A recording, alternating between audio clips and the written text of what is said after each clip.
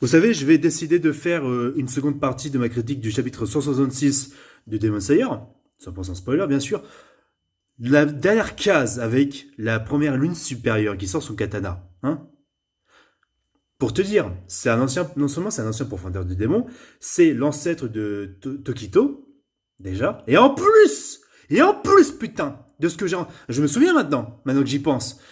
Comme quoi, il dit carrément, mot pour mot, quand il voit Genya et son frère, ah, deux frères profondeurs de démons, ça faisait longtemps. Est-ce que ça veut dire, hein, vu qu'il a la marque comme Tenjiro et le père de Tenjiro, est-ce que ça veut dire que le daron à Tenjiro et son frère à lui, c'est-à-dire l'oncle de Tenjiro, étaient confrontés à ce mec-là?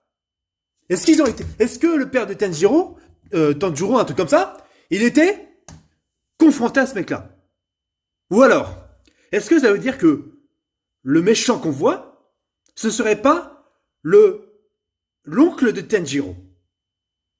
Est-ce que par hasard, le père de Tenjiro n'aurait pas coupé les ponts avec ce mec-là en sachant ce qui s'est passé?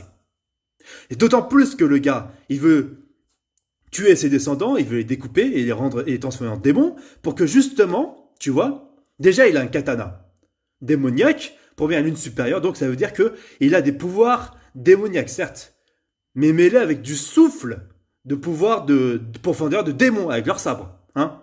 Donc il peut avoir le souffle de l'eau, du feu, du serpent, tout ce qu'il veut le frérot. Tout ce qu'il veut. C'est ça que ça veut dire. Donc, il va demander à son ancêtre, tu me donnes les directives des pouvoirs de chacun, tu te démerdes, hein, et on va les abattre, et les démons vont dominer la Terre. C'est comme ça que je vois les choses. Littéralement. Et c'est une manière encore plus flagrante, pour te dire en gros, il va avoir tous les pouvoirs possibles pour Quick Tenjiro et se venger du frérot, tu vois, qui a préféré vivre sa vie et donner naissance à Tenjiro. Putain! Je suis sûr que c'est comme ça. Franchement, ça m'étonnerait que Gotoge ne soit pas allé jusque-là. Ça m'étonnerait beaucoup. Vous allez me dire, ouais mais t'es con, tu théorises sur des choses alors que le manga est fini. Je m'en fous en fait. Peut-être que ça fait du contenu, mais... Et alors? Même si ça confirme pas forcément certains des éléments que j'ai dit. Moi, j'aurais vécu avec Demon Slayer, j'aurais vécu la hype de Demon Slayer de mon côté. Tout simplement.